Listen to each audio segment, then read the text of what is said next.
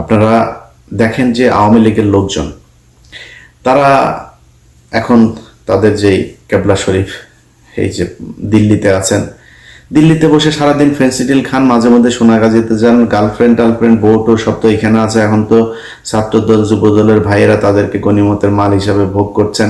তো ওইখানে যায় ফ্রাস্ট্রেশনে ফেন্সিডিল খায় আর মাঝে মধ্যে যৌন চাহিদা মিটাইতে সোনাগাজীতে যান। আর কি করবেন সারাদিন ফোনে।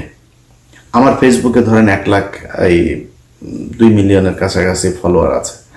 তো 2 মিলিয়ন একটা পেজের মধ্যে 1000 থেকে 10,000 কমেন্ট হয়। অ্যাভারেজ ধরলে ধরেন 3-4 হাজার অ্যাভারেজ একটা কমেন্ট হয়। এটাই বিশাল।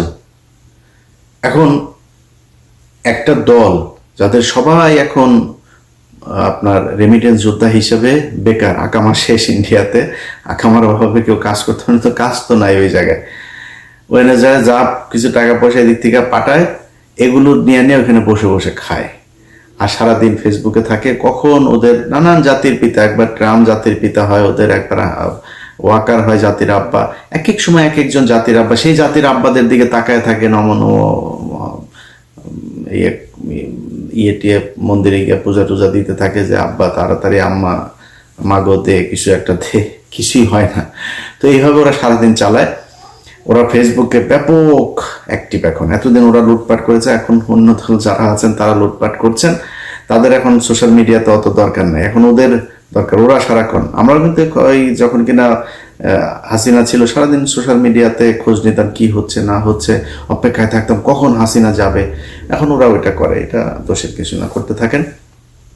ওরা অনেক সময় বলে থাকে কিরে একটু, এই যে আজকের ভিডিওতে অনেকে ওদের লোকজন এসে কোন কিরে ভয় পাইছিস? ভাই অবশ্যই ভয় পাই।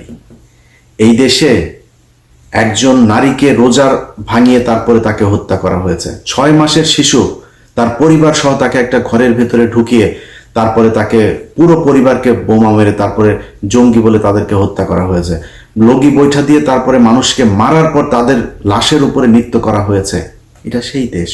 7 জন মানুষকে মেরে তারপরে হত্যা করে নদীর নিচে ঢুকিয়ে দেওয়া হয়েছে। অবশ্যই ভয় পাই।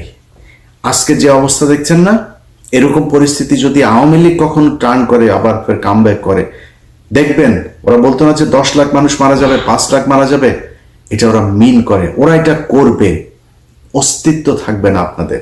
অতএব আওয়ামী লীগকে অবশ্যই ভয় পায়, ভয় না পাওয়ার কিছু নাই। ওদের ব্যাপারে যে ব্যবস্থা নেওয়া দরকার সেই ব্যবস্থা নেওয়ার অভাব। এই কারণে বলছি যে আজকে যে সরকারটা আছে এই সরকারটাকে ফেলে দেওয়ার জন্য, নির্বাচন বানচালের জন্য ডাকসু নির্বাচন হবে, সেটাও তারা হতে দিতে চায় না। প্রথম আলো তাদের এখন আলাদাই যে বাম এগুলি সবসময় বাম দিয়ে ভাই মানুষ উটকি পরিষ্কার করে। বামের জীবনে বাম কখনো মানুষ হইতে পারে না। বাম এগুলি হাগুর মতো মনে করেন, ময়লা পাশে রাখতে হবে। এদের এখন উমামা হচ্ছে তাদের আরেক বেডি আবার সে তার ধর্ষণ করেছে, শিবির তাকে ধর্ষণ করেছে, এইটা প্রমাণ করার জন্য না পারে পায়জামা খুলে তারপরে নিজেই ধর্ষিত হয়ে যায়। তো শিবির, আমি গত 2 দিন আগে পোস্ট করেছে, শিবিরের ভাইরা লজ্জাস্থান খুব হেফাজতে রাখতে হবে, কখন এসে চেন কুইলা কি শুরু করে ঠিক নাই। মহিলা হইতে সাবধান। বানচাল করার চেষ্টা, নির্বাচন হইতে দিবে না, এইভাবে যাবে তাদের মতো করে। তারা ওয়াকারকে নিয়ে আসা, তারপরে বিএনপির লোকজনকে চাঁদাবাজ হিসাবে আখ্যা দিয়ে, অবশ্যই দেশে চাঁদাবাজি হচ্ছে। গতকালকে চাঁদপুরের ঘটনা দিয়েই বলি, হওয়ার সাথে সাথে চাঁদপুর জেলা বিএনপির সভাপতি মানিক ভাই উনি ফোন করেছেন যে ভাই কি হয়েছে আমরা দেখছি, ভাই কোনো টেনশন করেন না, এটার বিচার হবে।